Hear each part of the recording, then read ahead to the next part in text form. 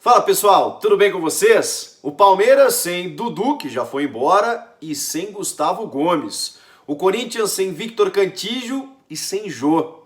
O Rony joga? O Danilo Avelar vai na zaga mesmo? A projeção para o derby e a pergunta: quem mais precisa vencer esse clássico? Seja bem-vindo, eu sou o Chico Garcia, inscreva-se no canal e vamos juntos!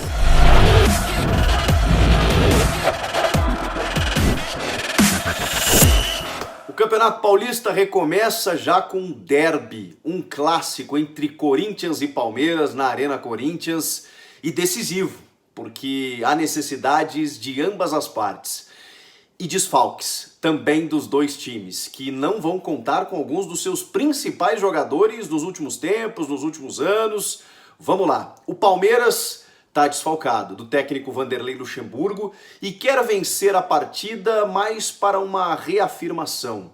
Vinha bem antes da paralisação do futebol, o técnico Vanderlei Luxemburgo havia encontrado uma escalação até diferenciada, com 4 atacantes, deslocando o atacante Dudu pelo meio, e aí já começa o problema, né? Porque o Dudu já concedeu uma entrevista coletiva de despedida direto de Doha, no Catar, já foi anunciado pelo seu novo clube, o Al Duhail dos Emirados Árabes, lá do Catar, e não joga mais pelo Palmeiras, pelo menos nesse 1 ano de empréstimo que ele foi cedido aí por 7 milhões de euros. Dudu, jogador mais importante do Verde nos últimos anos, pela primeira vez em 5 anos não vai disputar um derby, um clássico contra o seu arquirrival. Já começam por aí os problemas do Luxemburgo.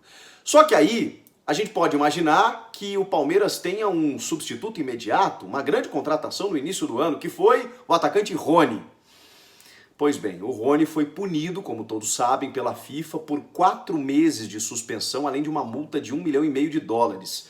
Essa punição, ela começa a valer a partir de agora e dura até novembro. Porém, os advogados palmeirenses, evidentemente, estão tentando um efeito suspensivo até uma nova decisão aí que ocorre. O Rony, né, tem 21 dias para poder recorrer. E enquanto isso não acontece, os advogados do Palmeiras e do jogador tentam um efeito suspensivo, que pode acontecer ainda durante a terça-feira.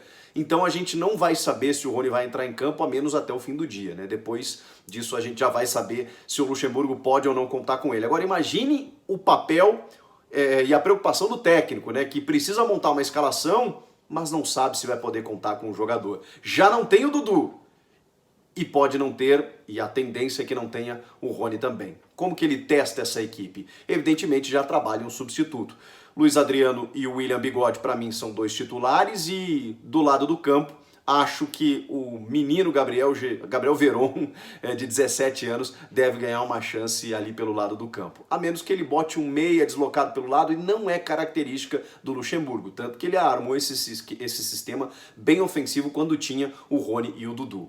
Na defesa, o Palmeiras também perdeu o Gustavo Gomes, mas calma, perdeu só por esse jogo e também para o fim de semana, né? Ele não vai jogar nessa primeira fase que ainda tem 2 jogos. Para o mata-mata, em princípio, ele deve estar garantido, porque há uma renovação que está sendo difícil de tratar em questão de valores, né? O Palmeiras comprou o zagueiro do Milan, só que comprou de uma forma com vários empréstimos e tal, para depois adquirir ele definitivamente, e há uma divergência de valores, e como não houve a renovação, né, a assinatura do contrato em tempo hábil, precisava inscrever ele até a noite dessa segunda-feira, o Gustavo Gomes está fora desses 2 jogos. E aí o Vitor Hugo deve ser o parceiro de zaga do Felipe Melo. Problemas que tem o Luxemburgo, né, que já teve o Lucas Lima afastado por Covid nos últimos dias. Acho que ele não seria opção no meio-campo de qualquer forma. Vamos tentar escalar esse time aí. O Everton no gol. O Marcos Rocha também está suspenso. Então, ou entra o Mike ali, ou o Gabriel Menino, que também correspondeu sempre que foi testado ali na lateral direita em jogos ainda no início do ano. Aí o Vitor Hugo e o Felipe Melo e o Matias Vinha na esquerda. Meio de campo eu acho que ele pode utilizar o Patrick de Paula, que vinha muito bem, com o Zé Rafael. Clássico, será que ele vai colocar o Zé Rafael de segundo volante ou vai tentar fechar mais o meio? Aí ele pode jogar com o Patrick de Paula e o Bruno Henrique. Ou ele pode começar o meio de campo com o Bruno Henrique e o Ramires. E ainda o Zé Rafael sem um meia articulador, ou dar chance para o Rafael Veiga. Fica muito difícil da gente projetar essa equipe do Palmeiras, porque exatamente ele tem muitos problemas e ele tinha uma definição antes da paralisação. Perdeu jogadores e agora a gente não sabe como é que ele vai lidar com esse meio. Mas são as opções que ele tem. Eu imagino que talvez Patrick de Paula, Zé Rafael e Rafael Veiga. Veron, Bigode e Luiz Adriano. Mas não dá para cravar nada nesse momento em relação a esse time do Palmeiras. E o Palmeiras precisa vencer o Clássico por quê? Porque precisa dar uma resposta para o seu torcedor. O Luxemburgo encara clássicos de uma forma diferente. Talvez, como poucas pessoas encaram, às vezes, no Palmeiras, eu não estou falando de técnico nem de jogador talvez, né? Nos últimos anos, parece que perder ou ganhar para o Corinthians é algo normal. E não é assim que o torcedor vem encarando. Ganhar do Corinthians e, consequentemente, provocar a eliminação do rival na casa adversária pode significar muita coisa. Inclusive uma retomada, uma reafirmação desse Palmeiras do Vanderlei Luxemburgo que vinha bem até a paralisação do futebol. Por outro lado, o Corinthians não só precisa ganhar por ser um clássico, por toda essa reafirmação contra o rival, por jogar em casa e tudo mais, como se empatar o jogo, tá fora do campeonato. Tá eliminado do Campeonato Paulista na primeira fase. Se empatar, ou seja, precisa vencer de toda forma. Ele é terceiro colocado no seu grupo, tem 11 pontos, o Guarani tem 16. O Guarani só joga na quinta. Então, se o Corinthians empatar, chegar a 12, não consegue chegar a 16 pontos mesmo na última rodada. Então, precisa vencer o Palmeiras de todo jeito para, além de não demonstrar fraqueza ou fragilidade ante ao rival, mas continuar no Campeonato Paulista. E o time vinha sendo muito criticado pelas atuações e também pelos resultados antes da paralisação. Então essa retomada é muito importante. Mas o técnico Thiago Nunes também tem problemas, e muitos. Eu estava fazendo um cálculo de jogadores que estavam no Corinthians até pouco tempo e eram titulares ou substitutos imediatos, e muita gente acabou saindo.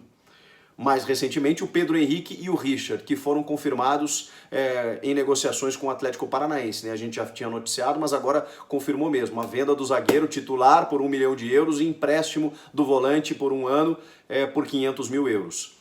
Outros jogadores que saíram. Johnny Gonçalves, não era titular absoluto, mas o Thiago Nunes contava com ele. Foi devolvido para o Benfica.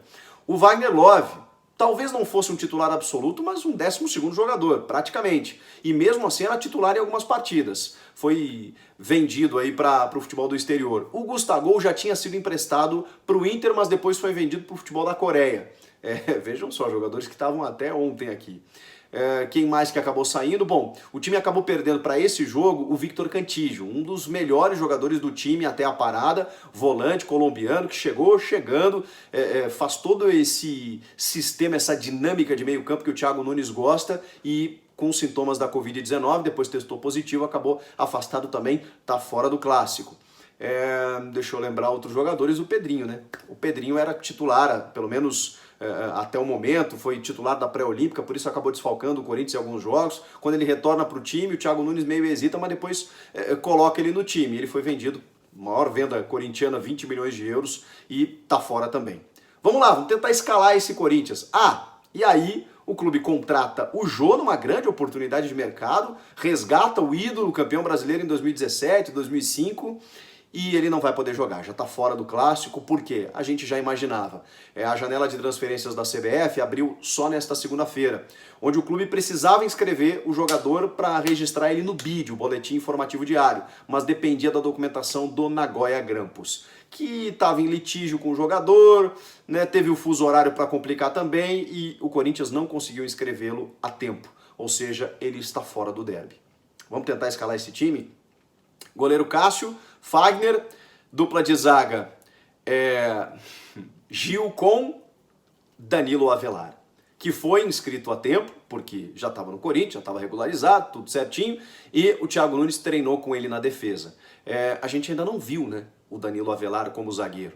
Ele vira o ano e anuncia essa transição, pede para jogar na defesa, consta no elenco como um defensor, e a gente ainda não viu como ele pode atuar. Fez até gol em clássico recente contra o Palmeiras, mas é uma incógnita. E todo mundo queria ver o Bruno Mendes, mas pelo visto o Danilo Avelar vai ser o zagueiro titular ao lado do Gil ali na zaga.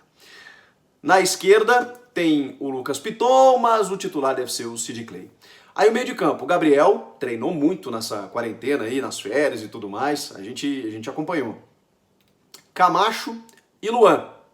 E aí no ataque, o Bozelli como centroavante, o Janderson ou o Everaldo, com o Ramiro pelo lado direito. Esse deve ser o time titular do Corinthians e a necessidade de vitória por ser clássico, por jogar em casa, mesmo sem torcida, e especialmente porque vale a sua vida no Campeonato Paulista. Quero saber a opinião de vocês, o que dá nesse jogo? Eu não consigo projetar nada, né, gente? São 120 dias sem futebol, vários desfalques, sistemas táticos alterados, a gente não sabe como será o aspecto físico, vou ficar no muro mesmo. Só trouxe para vocês aqui todas as informações que permeiam esse jogo, para que a gente possa fazer a análise depois sim e ver como as equipes se comportaram. Então eu quero a opinião de vocês. Comenta aqui embaixo, inscreva-se no canal e eu volto na próxima, depois do jogo. Tchau!